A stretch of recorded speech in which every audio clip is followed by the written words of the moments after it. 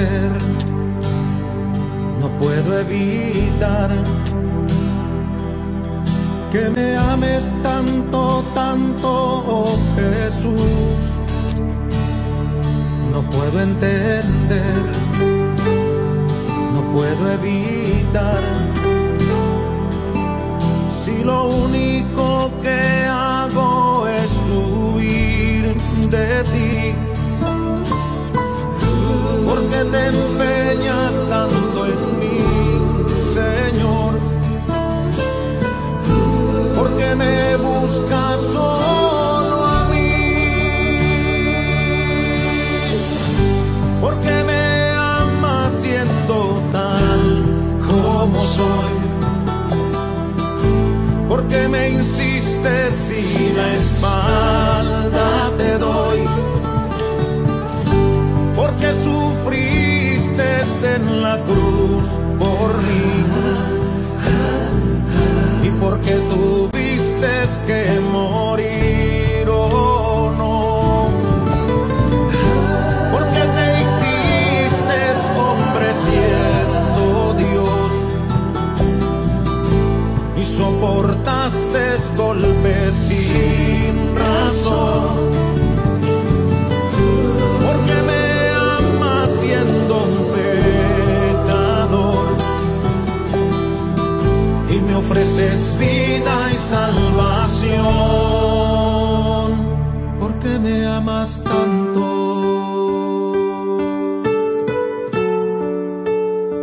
¿Por qué me amas tanto?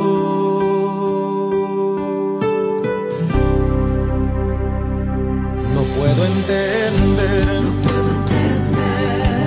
evitar, no puedo evitar, y aunque trate de esconderme tú me encontrarás.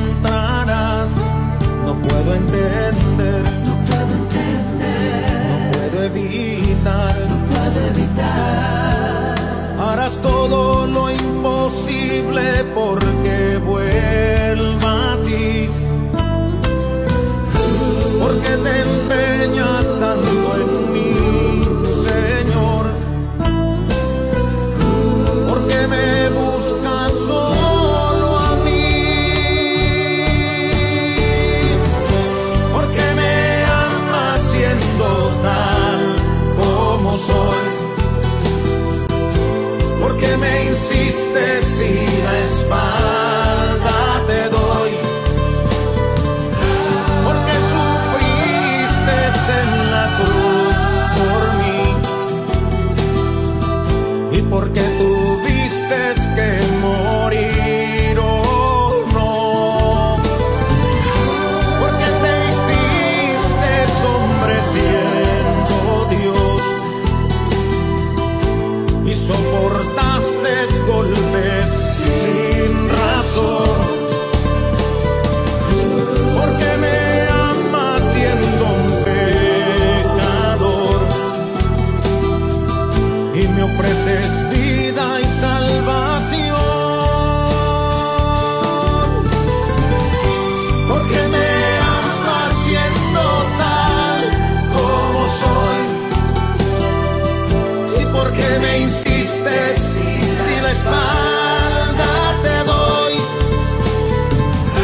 porque sufriste en la cruz por mí y porque tuviste que morir, oh no, porque te hiciste hombre siendo Dios y soportaste golpes sin razón, porque me amas siendo un pecador y me ofreces vida y salvación. ¿Por qué me amas tanto?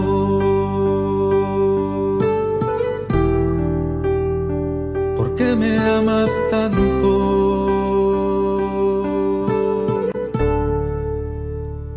¿Por qué me amas tanto?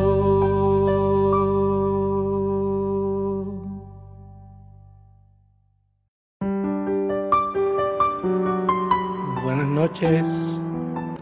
La gracia de Jesucristo sea con ustedes en esta noche del Señor. Esperamos que se encuentren bien y que nuevamente estamos aquí para bendecirnos mutuamente y para continuar creciendo en el Señor. Nos encontramos ya en las vísperas, en el final del mes de octubre, así que ya dentro de poco estaremos básicamente diciéndole adiós al mes de octubre, pero no queremos irnos de este mes sin antes tener la oportunidad de poder compartir unas palabras que tienen que ver con una época muy importante, ¿verdad? Estoy tratando de... y tiene que ver con, obviamente, con la Reforma Protestante. Es un evento importantísimo, fundamental para la vida de la Iglesia, particularmente para la historia de la Iglesia protestante. Y por eso, pues, en la noche de hoy hemos tenido el deseo de compartir o al menos comenzar a hablar un poquito acerca de este evento, ¿verdad? De este hito histórico que sirve de marco de referencia a millones de cristianos alrededor del mundo, particularmente aquellas tradiciones cristianas del siglo XVI en adelante. Hasta el día de hoy, pues, ya a más de 500 años, 503 años, para ser más específico, pues seguimos proclamando el nombre del Señor, obviamente desde la óptica, desde la hermenéutica y el modo de leer las escrituras de aquel evento histórico. Así que damos gracias al Señor por la Reforma Protestante, damos gracias al Señor por los reformadores y las reformadoras, porque también hubo reformadoras. No se habla mucho de ellas, pero sí están ahí y ya algunas personas se han dado, ¿verdad? A la tarea de rescatar a las reformadoras y el trabajo que han hecho, particularmente la esposa de Lutero, ¿verdad? Que se le considera otra de las reformadoras y obviamente pues otras más que se fueron añadiendo con el paso de los años. Vamos a comenzar presentando nuestras vidas en oración y le pedimos al Señor que Él hable a nuestros corazones y pues nos permita compartir este tiempito, que podamos estar juntos y hablar acerca de este hito de la historia. Oremos. Con corazones agradecidos, oh buen Dios, nos acercamos a ti en esta hora, sabiendo que tú eres más que bueno para con nosotros. Gracias porque en todo momento nos sostienes de la mano, porque podemos ver tu presencia manifestándose en nuestras vidas, en todos los ámbitos de nuestro ser. Aún en los días cuando más difíciles las circunstancias se enfrenten o se pongan ante nosotros, siempre vemos tu mano obrar, ya sea, Señor, de manera milagrosa, pero también en muchas ocasiones a través de otras personas que son instrumentos tuyos para bendecirnos. Bendice a cada hermano y hermana, amigo y amiga que en esta noche se acercan a esta experiencia o se acercarán eventualmente a esta experiencia de noche de oración. Guárdales, sosténles y si tienen alguna necesidad en esta noche, permite que en tu paz, en tu amor, en tu bendición, ellos puedan, Señor, sentir esa fuerza, sentir esa paz, esa salud que solamente tú puedes dar al corazón. Bendice a aquellos y aquellas que están convaleciendo, aquellos y aquellas que están enfrentando enfermedad física, emocional, espiritual, aquellos que están enfrentando depresiones, aquellos que están luchando con todas estas circunstancias tan inciertas que estamos viviendo hoy día. Pon tu mano, Señor, sobre sus vidas para que sigamos siéndote fieles aún en medio de estos tiempos tan complejos. Presentamos todo lo que vayamos a hacer en esta noche, que sea de tu agrado, Padre amado, y de edificación de nuestras vidas. Por Jesucristo, Rey de Reyes y Señor de Señores. Amén. Bueno, saludamos a los hermanos y hermanas que están por acá. A Josefina nos da las buenas noches y bendiciones para todos. Bendiciones para ti, Josefina. Minerva, Dios te bendiga. Hermano Freddy, buenas noches. Hermana Caridad, buenas noches para ti. Emily González, Dios te bendiga. La paz de Jesucristo sea con ustedes. Sé que por aquí también está mi hermana Carmín Bravo, Dios te bendiga. Un abrazo. Joyce Dávila está con nosotros. un abrazo a ti y a toda la gente linda de la Alianza. Luis Delgado, Dios te bendiga, bendiciones para ti. Damaris Pagán, bendiciones. Y Dalmi está con nosotros.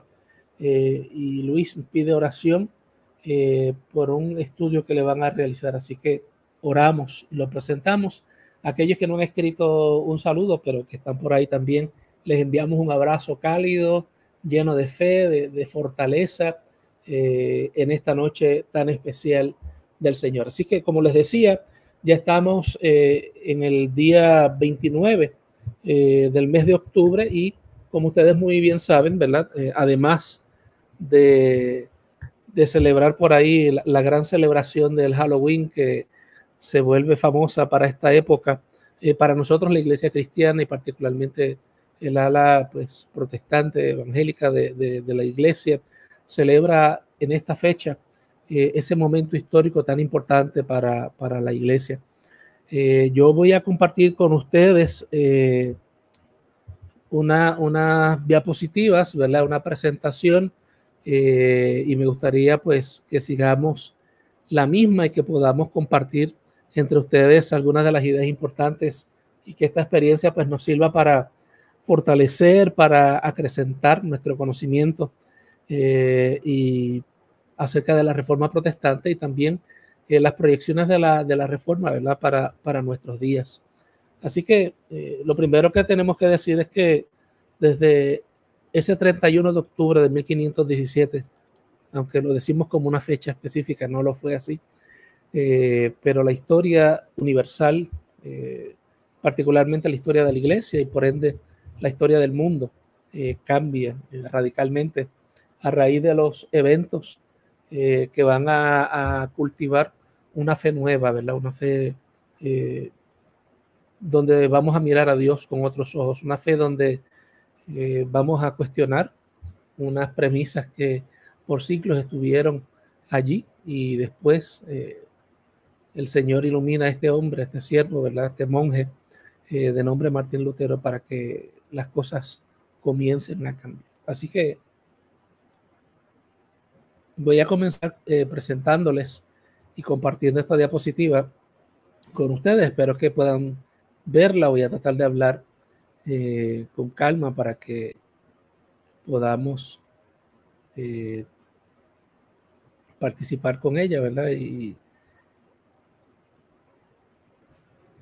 la tenemos por ahí. La Reforma, pasado y presente. Déjenme hacer un par de cositas por aquí y obviamente pues lo primero, ¿verdad? Estamos ahí, vamos a hablar un poquito acerca de la Reforma como algo del pasado, ¿verdad? Porque es un evento histórico, pero también nos queremos enfocar en algunos elementos de su impacto para nosotros hoy día. Y lo primero que quiero mostrarles es este escudo. Seguramente algunos de ustedes lo han visto. Si no, pues si es la primera vez, pues qué bueno que sea para bien. Este es el escudo que Martín Lutero adoptó como su escudo y se le llama la rosa de Lutero. Tiene unos simbolismos, ¿verdad? Luego quizás si tenemos tiempo para hablar un poquito acerca de ello lo haremos, pero básicamente, ¿verdad? Quiero hablar por lo menos de tres elementos, ¿verdad? Cuatro. El primero es la cruz en el centro. Vieron que en el centro palpitante de este escudo, como solían ser la verdad en la nobleza y en muchos lugares que adoptaban un escudo para representar su apellido. En este caso, Martín Lutero adopta este escudo para representar lo que es su proclamación, ¿verdad? La proclamación de la nueva fe, que obviamente ellos no la consideraban una fe nueva, sino que la veían como una reforma de la Iglesia. Y en el centro está la cruz. También el corazón, obviamente, tiene que ver con la resurrección, tiene que ver con Cristo como centro de la fe. La rosa, ¿verdad? Y los pétalos de la rosa que se abren, tiene que ver con el gozo, el júbilo de esta salvación que nosotros experimentamos. El cielo azul también, ese fondo azul también tiene que hablar sobre eso. Y el anillo dorado, ¿verdad? Tiene que ver con la permanencia, tiene que ver con algo que es permanente. La salvación permanente del Señor. A mí me encanta este escudo. Es muy bonito. Las iglesias luteranas actualmente todavía lo utilizan, ¿verdad? Y es un símbolo muy, muy precioso. Y bueno, habla mucho. Se puede hacer todo un sermón alrededor únicamente de este escudo. Y lo primero que, ¿verdad? O para continuar hablando, diríamos que la historia del mundo entero fue sacudida por los eventos del siglo XVI. Hay una imagen tomada del siglo XVI más o menos. Esa es la nobleza, ¿verdad? Eran tiempos donde había una marcada división entre las clases sociales, donde obviamente había toda esta formalidad, donde habían todos estos elementos, todas estas creencias. Y este evento que nosotros llamamos la Reforma Protestante se lleva a cabo por un fraile dominico, es decir, de la tradición católica, pero era un fraile dominico. En la tradición católica, pues en lugar de tener denominaciones, ellos tienen distintas nominaciones, ¿verdad? Una de ellas son los dominicos. Y Martín Lutero era miembro de esta tradición. Y en el siglo XVI, este hombre, siendo un hombre católico, ¿verdad? Un fraile, pues empieza a vivir unas experiencias que transforman su vida y por ende transforman la vida completa de la fe cristiana. Y aunque nosotros vemos la Reforma Protestante como una fecha, ¿verdad? Y generalmente celebramos el 31 de octubre de 1517, siglo XVI, como la fecha original, realmente la Reforma Protestante es una acumulación de eventos, de personas que se dan, si lo quieren llamar así, ¿verdad? Con las condiciones perfectas. Y cuando se dan las condiciones perfectas históricas, sociales, con el liderato, el espacio en el mundo donde se estaba dando la historia, donde se estaba escribiendo la historia, ¿verdad? De esa época. Y en ese momento es que se da esta revelación divina y se abre entonces la posibilidad, la oportunidad para un cambio dramático en la historia de la humanidad, y ese iba a darse hasta nuestros días. Así que 503 años después, este evento, este acontecimiento, todas estas condiciones perfectas que se dan y se juntan, son más que una fecha, ¿verdad? Por decirlo así, aun cuando nosotros celebramos una fecha. No se puede contar la historia del pasado y del presente sin incluir, obviamente, hablar de todos estos eventos que se dieron para que, como pequeños eslabones de una cadena, se diera el evento más grande, ¿verdad? Más significativo, que es un cambio de mentalidad que se abre, ¿verdad? Y le da paso a la Reforma Protestante, y de dos elementos bien importantes que se van a hablar y se van a repetir hasta el día, hasta nuestros días, y son esos dos conceptos que están allí: la libertad de la conciencia individual y la libertad religiosa, porque hasta el momento la libertad de la conciencia, ¿verdad?, estaba dominada por las instituciones sociales, particularmente de la iglesia, y no había una libertad religiosa, sino que la libertad o la religión estaba dominada, ¿verdad?, por unos protagonistas, ¿verdad?, de ese momento. ¿Cuáles son algunos de los antecedentes? Y cuando hablamos de antecedentes, ¿verdad?, recapitulo otra vez y hablo de los eslabones que quizás he mencionado anteriormente, estos eslabones que se fueron añadiendo. Imagínense una pared de bloques que vamos añadiendo bloques uno sobre el otro y vamos creando, ¿verdad?, una escultura, vamos creando una pared, vamos creando otra cosa, una casa, un edificio, ¿verdad?, un templo, si lo quieres llamar así. Y lo primero que podemos hablar, ¿verdad?, la iglesia que nace en Roma, la iglesia católico romana, se había proclamado como una institución divina y había establecido no solamente, ¿verdad?, un dominio en el tema de lo religioso, sino que se había mezclado con los poderes y los reinados de ese momento para consolidarse con un poder global. Y su influencia dominaba básicamente todos los aspectos de la vida cotidiana de las personas. No había algo que no hubiese tenido ese toque, ¿verdad?, de la iglesia.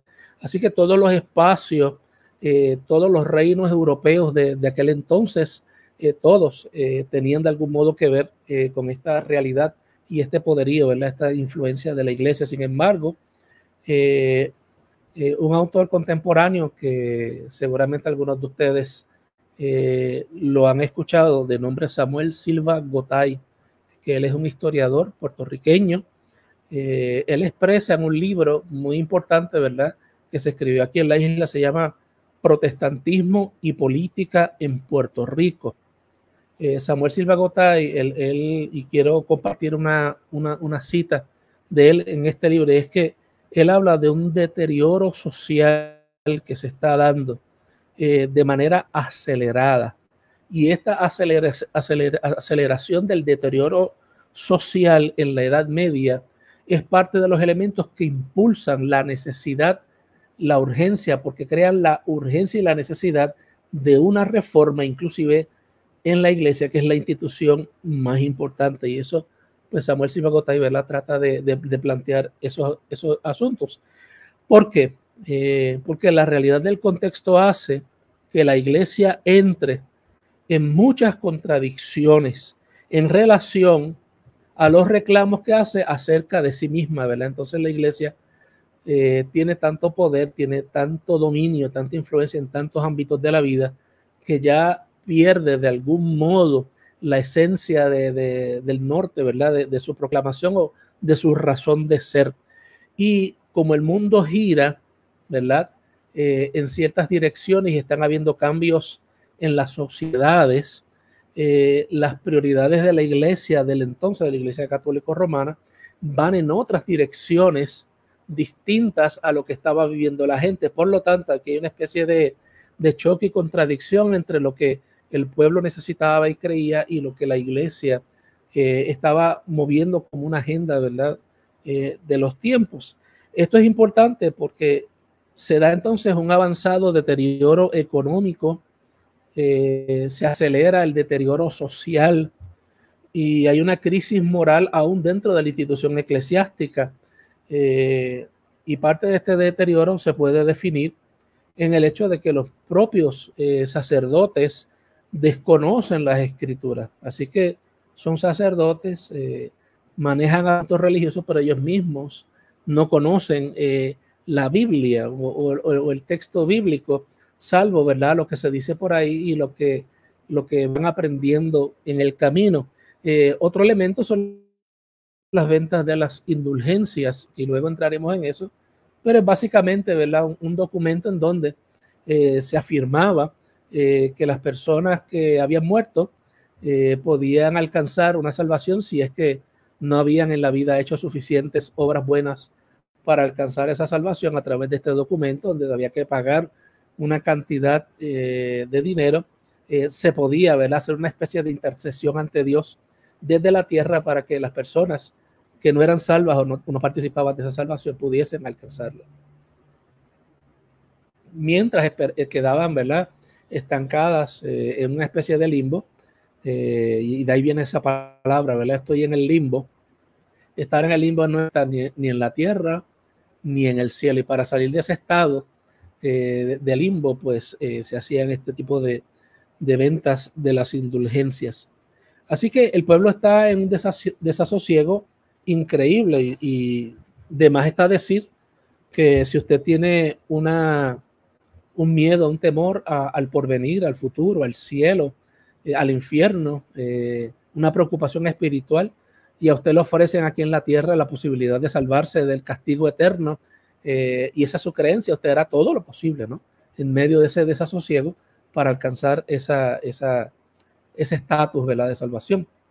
Y todo esto, ¿verdad?, todo este desconocimiento del cual hemos hablado, toda esta venta de indulgencia, lo que hace es ahondar, profundizar la crisis existencial en una cultura que está dominada ya por los mitos, por los miedos al castigo divino, por el temor al infierno, y por el lado social la explotación ya de las clases dominantes a los trabajadores, y se crea un vacío que la iglesia, aún con todo su poder y dominancia, no puede llenar. Gotay dice, la reforma fue un movimiento principal y esencialmente religioso, aunque, dice él y añade, con profundas consecuencias políticas. Así que la reforma no fue solamente una reforma religiosa, o quizás esa fue la intención original de los reformadores, pero dado el caso que había tanta necesidad de liderazgo en tantos ámbitos de la sociedad, el impacto se amplía a otras áreas de la vida. Y Samuel Silva Gotay también menciona 7 elementos que son para él los precursores. 7 elementos que sirven de precursores de la reforma protestante. Y quiero mencionarlos para que puedan por lo menos tenerlos como referencia y sepan, ¿verdad?, que esto se dio. Número 1, los abusos y la corrupción de la iglesia medieval. Los abusos y la corrupción de la iglesia medieval. Aquí corrupción pues tiene que ver, ¿verdad?, con el aspecto de lo moral, tiene que ver con lo económico, tiene que ver con las prioridades que tiene la iglesia en ese tiempo, del manejo de las personas, de los recursos materiales, todo eso. En segundo lugar, otro elemento que es precursor de la reforma protestante en esta época es el surgimiento de las ciudades y de la burguesía en Alemania, que es un estado que se está consolidando de manera bastante independiente y desarrollando una identidad muy nacional. Y lo que sucede, ¿verdad?, cuando naciones o países desarrollan esta conciencia de soberanía, de que somos un estado, de que somos independientes, ¿verdad?, no solamente empiezan a pensar en una independencia de lo económico, sino que también empiezan a independizarse de todas aquellas organizaciones que quieren ejercer una influencia indebida sobre el Estado. Así que el nacimiento de esta burguesía, de estas ciudades, en el mismo corazón, porque Alemania queda en el mismo centro de Europa, ayuda, ¿verdad?, a que estos conflictos que empieza a tener con Roma y particularmente con el liderato de la iglesia, chocaran contra lo que se entendía era una teocracia. Y este concepto seguramente usted lo ha escuchado por ahí en las teocracias, muy parecido a la palabra que nosotros estamos escuchando todos los días por ahí, la democracia. Demos significa pueblo, kratos significa poder, poder del pueblo. En la teocracia se habla que es un gobierno donde el poder está centrado en la iglesia. Y obviamente estos líderes, al tener otras intenciones u otras, ¿verdad?, prioridades, estados como Alemania no concurrían, no concomitaban, no se sentaban a la mesa con esa manera de administrar, y por lo tanto empezaron a zanjarse, a alejarse. Y Alemania entonces empieza a fragmentarse en pequeños estados independientes, no centralizados, o sea que ya Roma no es el centro, ni un de Alemania es el centro, sino que cada uno de esos principados empieza a resurgir, y con ello pues resurge una diversidad religiosa, hay más independencia religiosa, hay más diversidad política de pensamiento, y se empieza a afirmar otra manera de hablar, otra manera de ser, y esto obviamente siempre lleva a que usted empiece a cuestionar las ideas que hasta ahora le habían dicho eran las ideas que debían ser, ¿no? O las ideas que debían dominar. Y aprovecho para aclarar, ¿verdad?, que las iglesias protestantes hoy día, nosotros no estamos en guerra con la iglesia católica, o la iglesia católica no debería estar en guerra con la iglesia protestante, aunque teológicamente hay obviamente unas diferencias la intención general de muchas iglesias protestantes actuales, no me refiero, ¿verdad?, a ciertos sectores que persiguen, que llaman, que difaman, que tratan de explotar esta enemistad o esta diferencia teológica que hay entre las iglesias, que son diferencias teológicas, ¿verdad?, algunas muy importantes, pero en esencia, ¿verdad?, hay una ortodoxia que nos une, hay unos credos que son compartidos hoy día, ya, ¿verdad?, quiero decir, entre la iglesia católica, la iglesia protestante, el credo de los apóstoles, el credo de Nicea, ¿verdad? Hay muchos elementos que ya son comunes hoy día como parte de una común fe, esa ortodoxia, esos valores, ¿verdad?, universales de la cristiandad o del cristianismo, pues se comparten. Esto no significa, ¿verdad?, que no haya diferencia, pero tampoco quiero matizar lo que estoy hablando en esta noche como que esto es un choque, ¿verdad?, de dos fuerzas o de dos iglesias, aunque, ¿verdad?, siempre habrá estas diferencias, pero en efecto mi interés no es que usted se vaya aquí diciendo hay una iglesia buena y hay una iglesia mala, ¿verdad? Esa no es la idea, pero sí esto es lo que la historia nos recuerda y nos dice, ¿verdad? Esto es lo que pasa para que se dé esta reforma protestante y surja. Y empieza a haber un descrédito de la iglesia, ¿verdad?, que era una sola iglesia en aquel entonces, no había otra forma, otra expresión religiosa, aunque la iglesia católica también tiene unas divisiones y hasta el día de hoy tienen dos papas, ¿verdad? Está el Papa Oriental y la iglesia, ¿verdad?, de acá de Occidente, pero eso es otro tema. Así que la existencia de esa crisis se da, se desacredita a la iglesia como entidad social por el control que quería ejercer sobre los altos cargos y poderes de la sociedad, y ya los estados empiezan a resentir que la iglesia quiera tener más poder que los mismos estados, porque la iglesia es un estado en este caso, y hay un vacío espiritual, hay una crisis espiritual que no se está atendiendo. Así que imagínense que en medio de toda esta crisis político-social, el corazón de los seres humanos ¿verdad?, está en un vacío, y hay una eficacia de la iglesia en comunicar una seguridad de salvación, sino que por la venta de indulgencia lo que hace se afirma es todo lo contrario, ¿verdad? En medio de los cambios que se están dando, la gente está en desasosiego, están desesperadas, no saben a quién acudir, y también en este siglo empieza a surgir lo que nosotros conocemos hoy día como el humanismo.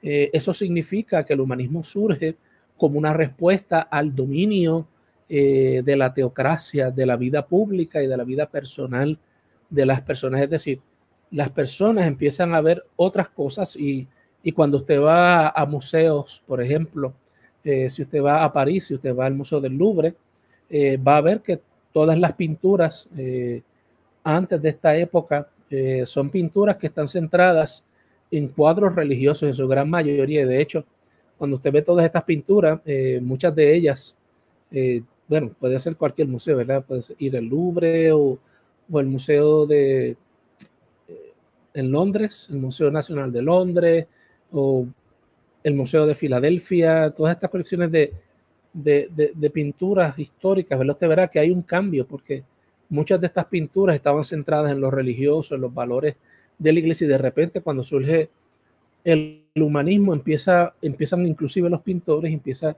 la ciencia a resurgir y se empiezan a ver otras cosas, ya no son solo pinturas religiosas, sino que empiezan a hacerse pinturas de los cuerpos humanos, estudios del cuerpo humano, la naturaleza, los colores, ¿verdad? Usted verá, ¿verdad? Si usted pasa de toda esta época al impresionismo, va a ver cómo estallan los colores de pinturas de colores bien oscuros, mustios, los rostros casi siempre angustiados, tristes, en batallas, en conflictos teológicos, ¿verdad?, en conflictos religiosos con la divinidad. De repente todo se torna, ¿verdad?, más centrado. Y de aquí, ¿verdad?, este surgimiento natural, esta respuesta natural del humanismo, sirve para socavar el respeto a las autoridades que en este momento son teocráticas, eclesiásticas.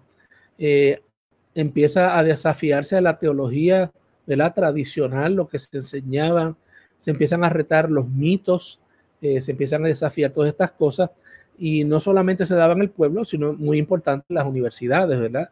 Como ustedes sabrán, las universidades nacen en los monasterios como centros de estudio, y allí también en este tiempo empiezan también los círculos intelectuales a cuestionar las creencias, empiezan a darse. Así que básicamente, ¿verdad?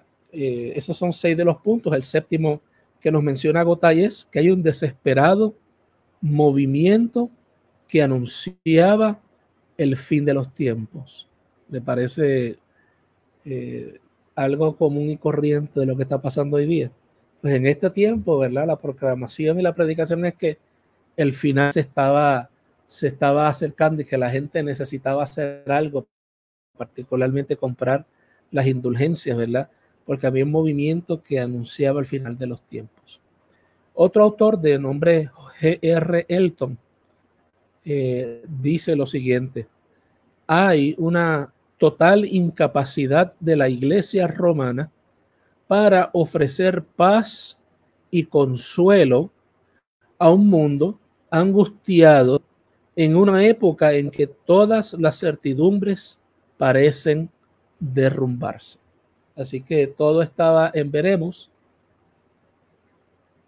La gente estaba viviendo con mucha incertidumbre, y la iglesia, que en este caso era, ¿verdad?, una institución global o universal, si lo quieren llamar así. Universal significa católica. Católica significa universal, que está en el universo conocido, ¿verdad?, de lo que era en el universo. Y todo esto tiene un impacto en la mentalidad de la época. Así que yo quiero que usted, ¿verdad?, vaya observando que la reforma protestante no se da porque simplemente fue Martín Lutero allí a clavar las 95 tesis en la puerta de la catedral de la Universidad de Wittenberg en Alemania. Eso fue como que un río cuando desemboca en el mar, pero antes de eso muchos tributarios habían estado influenciando, otros reformadores habían intentado reformar la iglesia sin éxito. Todos habían sido aplastados, ¿verdad? Habían sido echados a un lado en la hoguera, o habían sido declarados como herejes de la iglesia. Por lo tanto, ¿verdad? Todo esto tiene un impacto en la mentalidad de la época. Lucren Febre dice: no fue la lucha institucional ni la corrupción lo que provoca la reforma, sino la historia de la mentalidad del pueblo en su lucha por articular una versión del cristianismo que fuera afín con los grandes cambios que vivían. Es decir, que el mensaje que se estaba llevando, ¿verdad?, o que la fe proveía, hacía provisión a la gente, no estaba adaptado a los tiempos presentes, ¿verdad? Es decir, no era una fe relevante a la gente. Era obviamente una serie de creencias, un colectivo de ideas, pero no respondía a los cambios dramáticos que se estaba dando en la sociedad. Y quizás sería bueno nosotros preguntarnos si la iglesia está avanzando también hoy día para adaptarse a las necesidades que están surgiendo en nuestra siglo XXI, a la mentalidad de la gente de este tiempo, y está respondiendo al hambre y a la sed espiritual de la gente de este tiempo, o si estamos todavía buscando las viejas soluciones de 4, 5, 6, 7 décadas atrás para tratar de remendar los problemas del presente. Eso es algo que no funcionó, y esto es algo de lo que fue causante de la misma y propia reforma protestante. Así que no es solamente la lucha institucional o la corrupción, sino que la gente quería articular su fe acorde con lo que estaba pasando, pero la fe que recibían, o la articulación de la fe, o la predicación que recibían, la enseñanza que recibían, no hacía sentido con su presente. Si la salvación se vende, pues los pobres no la pueden comprar. Así de sencillo. Si la salvación es algo que se tenía que comprar, los pobres no lo podían comprar. Por lo tanto, esto no va acorde con la realidad, ¿verdad?, de la gente de la época. La gente entonces empieza a cambiar la iglesia, en lugar de la iglesia cambiar a la gente. La gente cambia la iglesia en lugar de que la iglesia cambie a la gente. Esto es lo que llamaríamos nosotros, en una palabra de domingo, un proceso dialéctico. Esto es como una carretera de dos vías. Cuando la iglesia, ¿verdad?, intenta cambiar al mundo, el mundo también cambia a la iglesia. Eso es un proceso en ambas direcciones. Si no, pues, ¿cómo es que estamos hoy día predicando a través del internet, utilizando Facebook y las distintas redes sociales? Así que la iglesia ha intentado transformar al mundo, pero el mundo también ha transformado a la iglesia y el modo en que la iglesia hace las cosas, porque la iglesia, al igual que la sociedad, es un organismo vivo. Es un organismo que intercambia, es un organismo que tiene relaciones con, ¿verdad?, con el mundo que la rodea y, por lo tanto, es transformada y transforma. Todo esto, ¿verdad?, no solamente crea ideas, sino que forja líderes. Por ahí tienen una imagen muy importante, una de las imágenes que todavía se conservan, es una pintura del reformador Martín Lutero. Thomas Lindsay, en un libro titulado La Reforma y su desarrollo social, describe el ambiente en el cual Lutero se cría desde su infancia. Y él explica, ¿verdad?, como pasa con nosotros, que las condiciones sociales también alteran y forman nuestra personalidad. Y él, ¿verdad?, Lutero ve en la compra de indulgencias, Lutero ve en la peregrinación de la gente de altar en altar corriendo para buscar ese vacío, para pagar ese alto precio de la salvación, el besar, el reverenciar, el adorar las reliquias que se tenían. Y cuando yo digo de reliquia, me refiero, ¿verdad?, que en este tiempo había pues muchos mitos, muchas supersticiones, y por toda Europa habían astillas que se decían que eran astillas de la cruz original de Jesucristo, y la gente las besaba, las guardaba, las vendía, bueno, a tal punto, ¿verdad?, que se dice que con todas las astillas que había en Europa de la cruz se podía hacer, ¿verdad?, una casa entera. Se creía los huesos de Jesús, los huesos de los santos, y así sucesivamente el mechón de cabello de tal o cual persona. O sea, todas estas reliquias y todas estas cosas formaban una parte bien importante en un pueblo que estaba buscando, ¿verdad? No podemos culpar al pueblo que está buscando respuesta, y eso es lo que recibe a cambio, ¿no? Esa es la superstición, es lo que llena el vacío de este conocimiento. Por lo tanto, ¿verdad?, aquí es que se crea o se cría Martín Lutero, ¿verdad?, reverenciando, adorando las reliquias. Había un inarticulado clamor por el perdón de los pecados. Había un hambre porque la gente recibiera ese alivio y ese perdón. Lindsay también dice, Lutero era un hombre de pueblo, no únicamente porque era el hijo de un campesino, sino también porque había compartido la religión de la gente común. Así que Lutero nace de la gente, era hijo de un campesino, y la fe que él practicaba era la fe que practicaba todo el mundo. Había sentido en ellos, ¿verdad?, en este pueblo, Lutero siente en ellos que las repetidas visitaciones de la plaga, hablando de plagas, ¿no?, de su época, que mataban a cientos y miles de personas, las nuevas enfermedades misteriosas de su tiempo, el terror que se le tenía a los turcos que estaban conquistando, eran, ¿verdad?, se interpretaban como castigos enviados por Dios por causa de los pecados de la generación. Y eso es lo que se le decía a la gente. Llegaron los turcos, quemaron tal ciudad, llegó tal peste o enfermedad, esta plaga, y esta es la manera en que Dios está castigando al pueblo, ¿verdad?, y les quita, ¿verdad?, la bendición de la salud, de la prosperidad, de la paz. Y Lutero había pasado por todo eso. Él había vivido con la gente, todas esas angustias.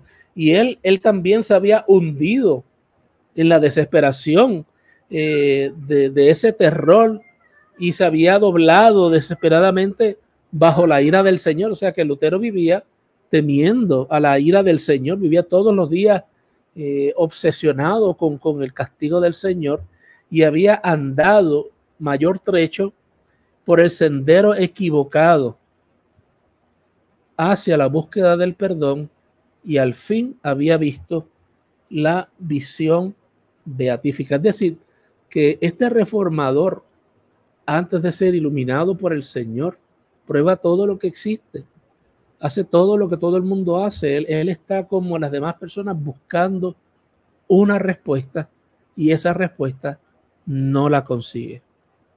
Por lo tanto, una de las primeras cosas que hace Lutero y que le gana el desprecio y la persecución de la época, siendo un monje, es que él empieza a prohibir como monje y predicador y empieza a criticar la venta de indulgencias del gran famoso John Tetzel, que era el vendedor de las indulgencias de la época y que se decía que era un predicador bien emotivo, era un predicador bien carismático, de estos predicadores que atraían masas y miles de personas, y cuando la gente se reunía, allí venía Johann Tetzel o Juan Tetzel y les tiraba una predicación de estas de fuego, de castigo divino, y la gente salía corriendo al final buscando las indulgencias, obviamente porque él decía, ¿verdad?, que en la medida que se escuchaban caer las monedas en el plato de las ofrendas, allá en el cielo se sonaban las campanas salvando los ángeles a las almas perdidas. Así que imagínense, ¿verdad?, cuál era el deterioro profundo que había en el alma misma de la iglesia, ¿verdad? Y que obviamente este dinero se estaba utilizando para levantar catedrales y este tipo de cosas. Y lo que hace Lutero es que prohíbe. Imagínense, si este es el negociazo de la época, ¿verdad? Como el apóstol Pablo, como cuando entra a la ciudad de Filipos y le echa fuera el demonio a aquella joven adivina. El problema que tiene el apóstol Pablo con la liberación de esta muchacha es que esta muchacha leía, ¿verdad?, o adivinaba el futuro de las personas, y por lo tanto el problema no es la liberación, el problema es el dinero que entraba a consecuencia de esta realidad. Y esto mismo es lo que empieza a hacer Lutero, empieza a pedirle a la gente que no sea supersticiosa, empieza a criticar la venta. John Tetzel tenía mucho poderío, tenía mucha influencia, era un monje pues que estaba directamente conectado, ¿verdad?, con el papado. Y según Tetzel, cuando tú comprabas esta indulgencia, este pergamino que se te entregaba firmado allá por el Papa, supuestamente se te reducían las penas que tú tenías acumuladas en el purgatorio y, ¿verdad?, este papel pues era como una especie de reducción de la condena. Y entonces allí, entre las 95 tesis que Martín Lutero pues comparte, está la número 86, por eso en la diapositiva dice la tesis número 86. Y entonces él hace una pregunta que cae mal, ¿no? Que cae y es una confrontación al poderío papal cuando Lutero pregunta: ¿por qué el Papa, que es rico, no construye la basílica con su propio dinero en vez del dinero de los pobres creyentes? Es una pregunta que él plantea en la tesis 86. Imagínense cómo esto debe, ¿verdad?, obviamente revolcar el gallinero.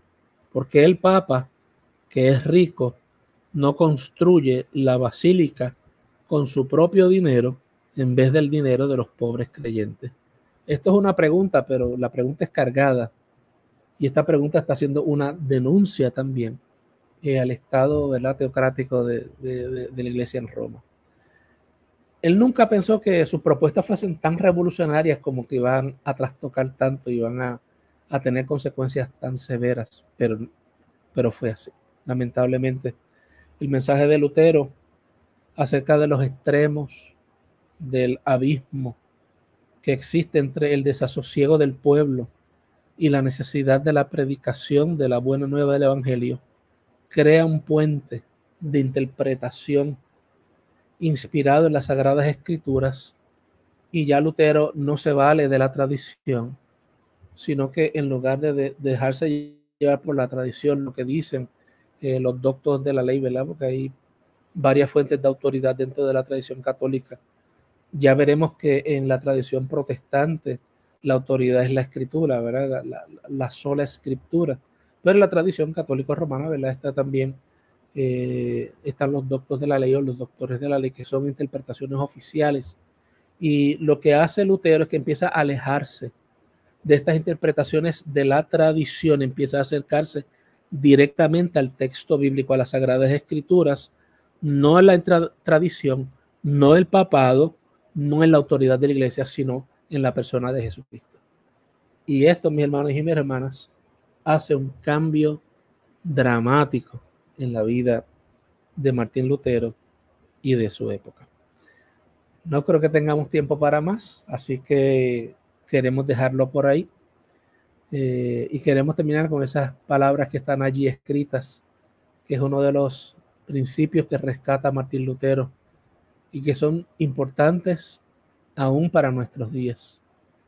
La esencia del cristianismo es una confianza inamovible del corazón en Jesucristo, quien se dio a sí mismo en la cruz por la humanidad. El martes vamos a seguir aprendiendo un poquito acerca de la Reforma Protestante. Vamos a hablar un poquito acerca de otros reformadores, de Ulrico Zwinglio. Vamos a hablar acerca de Martín Lutero.